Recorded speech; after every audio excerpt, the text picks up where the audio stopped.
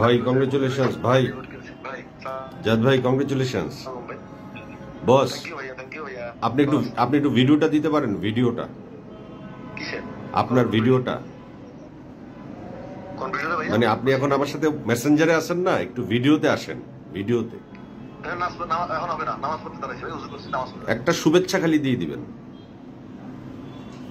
দর্শককে একটা শুভেচ্ছা দিবেন। একটা শুভেচ্ছা দিতে পারবেন না? মানে এই যে আজকে আপনি গতকাল সাধারণ সম্পাদক হিসেবে হাইকোর্টের রায়ে আপনি চেয়ারে দায়িত্বে বসেছেন, এজন্য দর্শকের একটা আগ্রহ আছে আপনাকে নিয়ে, সেটা একটু শুভেচ্ছা দর্শক আপনার থেকে চায়। আপনি যদি পেজে একটু শুভেচ্ছা দেন, আপনি ইয়ে করেন, ভিডিওটা দেন।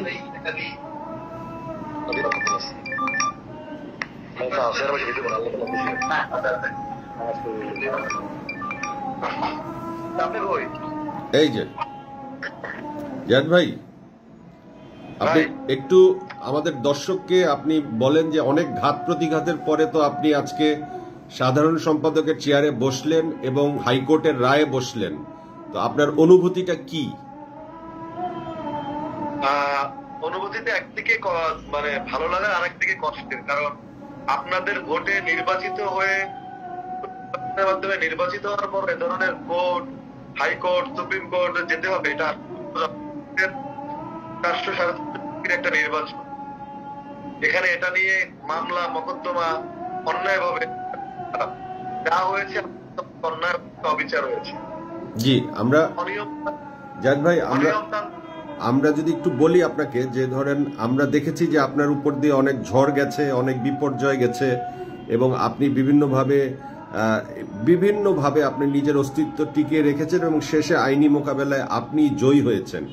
তো এখন তো নিপুণ আর এই চেয়ারে বসতে পারছে না বা নিপুণ আসতে পারছে না, তো নিপুণকে সাথে নিয়ে কাজ করার কোনো সম্ভাবনা বা প্রস্তাবনা আপনাদের দিক থেকে আছে বা থাকবে কিনা? অবশ্যই থাকবে। সে যেটা যে চেষ্টাটা সে অন্যায়ভাবে করেছে, অনিয়ম, এই চেষ্টাটাই সে গণতান্ত্রিকভাবে আমাদের সাথে মিল,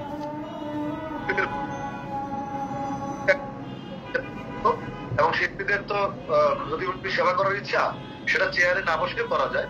সে সব আমাদের মিলেমিশে করুক, আমরা তাকে অবশ্যই ওয়েলকাম জানাবো। আমাদের সাথে মিলেমিশে সে একসঙ্গে কাজ করুক, সাথে নিয়ে আমাদের কোনো জায়েদ ভাই, 31 দিন পর চেয়ারে বসে আপনি ভোটে নির্বাচিত হয়েছেন, আপনার কাছে কেমন মনে হচ্ছে?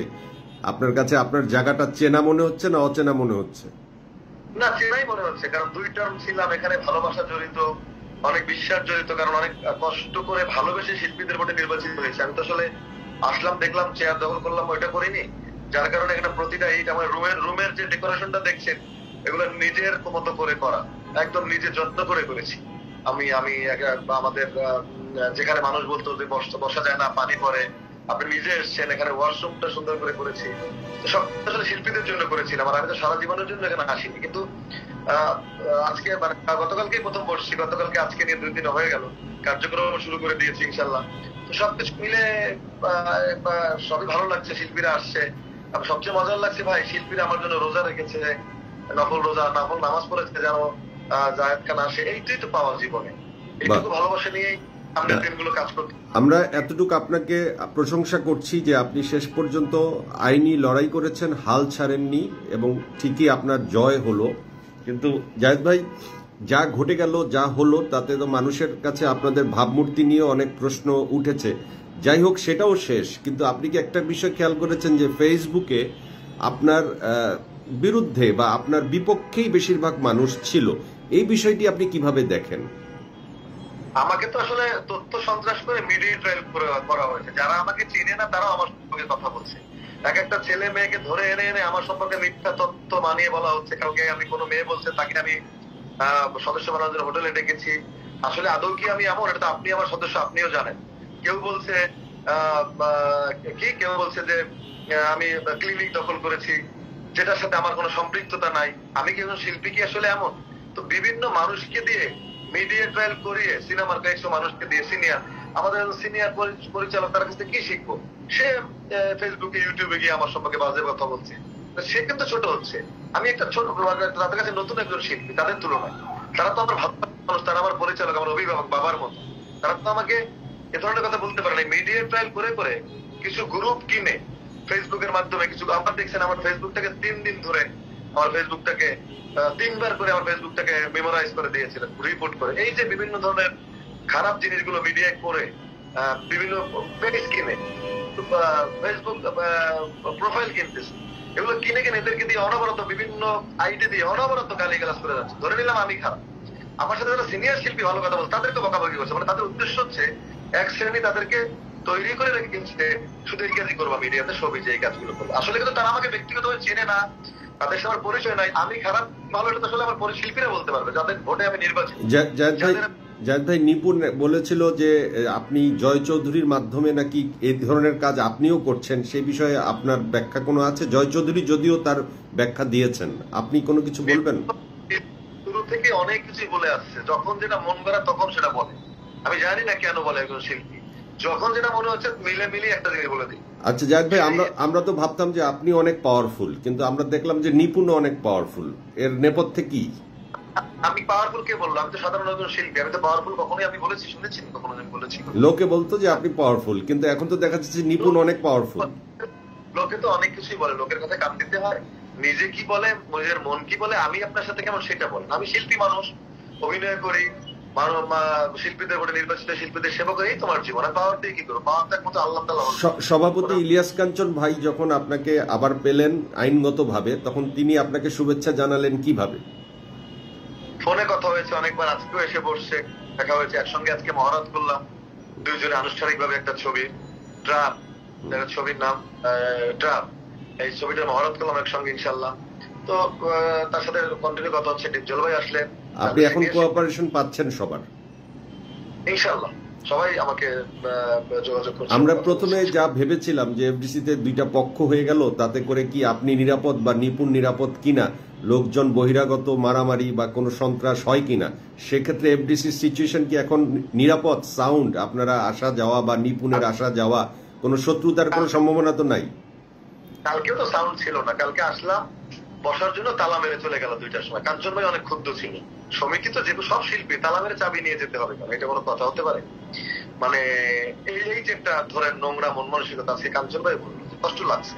সিনিয়র শিল্পীর এসে দাঁড়িয়ে আছে, তালা সমিতি, আমার এই 2টা দায়িত্বকাল আমি কোনোদিন এরকম তো সমিতিতে তালা মেরে যাইনি গো। চাবি সমিতির সহকারীর কাছে থাকছে না, একবার ক্যাশিয়ার নিয়ে রেখে দিচ্ছে, একবার দপ্তর প্রচার নিয়ে রেখে দিচ্ছে। এটা তো আইনগত বা অনিয়মতান্ত্রিক।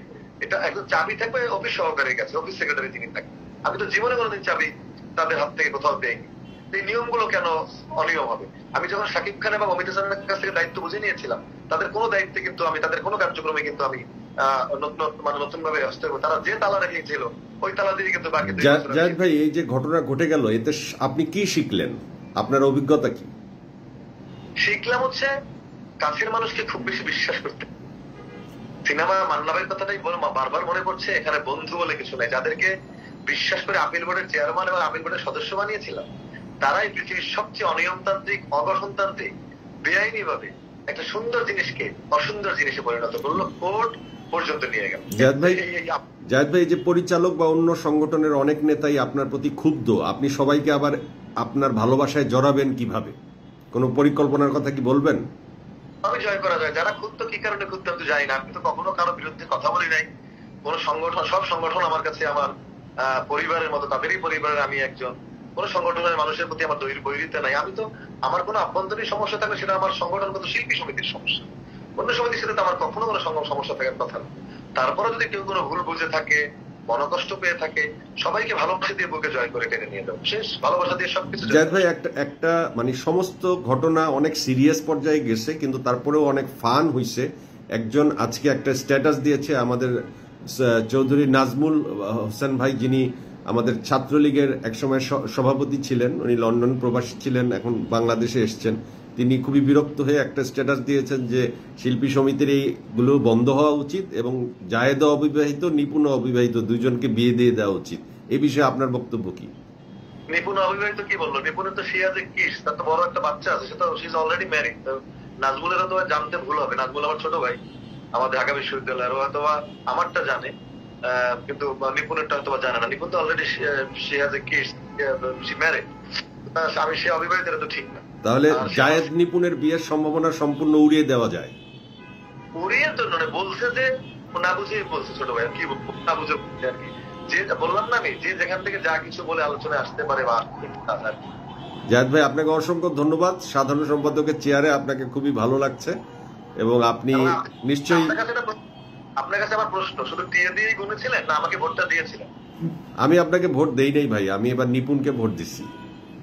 যাক, এই যে সত্যি কথাটা বললেন, আপনার এই সত্য সরল স্বীকারোক্তির জন্য আপনাকে ধন্যবাদ। সত্যতাই বা কয়জন বলতে পারে? আমি আপনাকে ভালোবাসি। Thank you very much. Thank you Zayed ভাই। Thank you. আমরা কথা বলছিলাম জায়েদ খানের সাথে, শিল্পী সমিতির সেক্রেটারি হিসেবে হাইকোর্টের রায়ে তিনি এখন সেক্রেটারি পদে আছেন। আমরা চেষ্টা করি যে দেখি নিপুণকে পাই কিনা। সবকিছু মিলিয়ে এটার কিউরিসিটিটা মানুষের ভেতরে অত্যন্ত প্রবলভাবে তৈরি হয়েছিল এবং এটা এখন শেষ হয়েছে। আশা করি যে এখানেই শেষ হবে, কিন্তু আর যেন না বাড়ে। কিন্তু আমরা শুনেছি যে নিপুণ আবারও আদালতে যাবেন। আসলে এত আদালতে গিয়ে আর কি হবে, বা এই ক্ষমতা বা এই চেয়ার পরবর্তীতে পেলেও বা কি লাভ হবে, সেখানে একটি প্রশ্ন থেকে যায়। নিপুণকে আমি ফোনে পাচ্ছি না, তো আমি আজকে জায়েদ খানের সাথে আপনাদের কথা বলিয়ে দিলাম এবং আরেক সময় নিপুণকে পেলে নিপুণের সাথে কথা বলিয়ে দিব। ভালো থাকবেন।